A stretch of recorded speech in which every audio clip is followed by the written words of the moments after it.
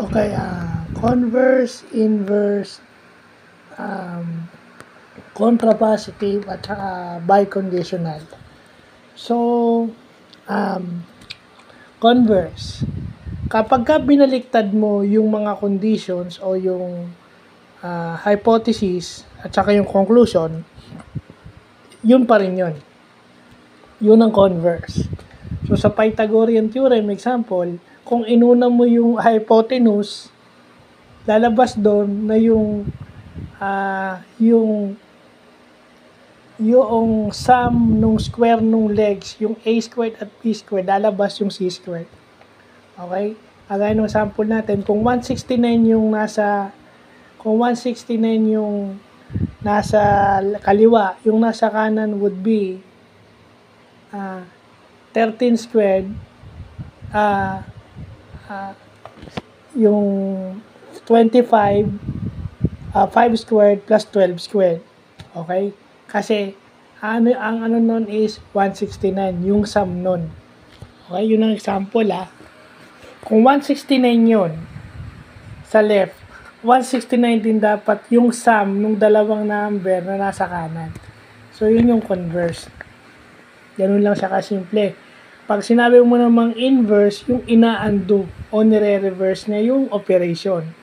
Sa programming, yung sa graphical user interface, diba sa Word, sa Excel, meron tayong undo.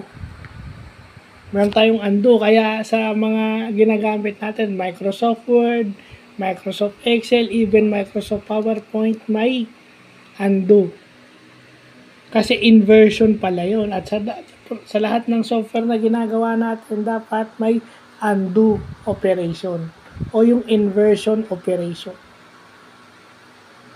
May inversion function siya o undo function siya, di ba? Yung contrapositive naman, ninegate niya pareho yung proposition tsaka conclusion. If not P, not Q. Yun ang contrapositive. Ninegate niya pareho din, sine-change niya yung order. Yun ang contrapositive. And biconditional, if and only if, yun.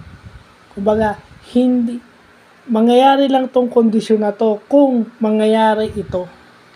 Yun yung biconditional, if and only if. Well, tinignan ko. Papasok na rin ako dun sa computer programming. Hindi built-in sa Visual Basic yung biconditional.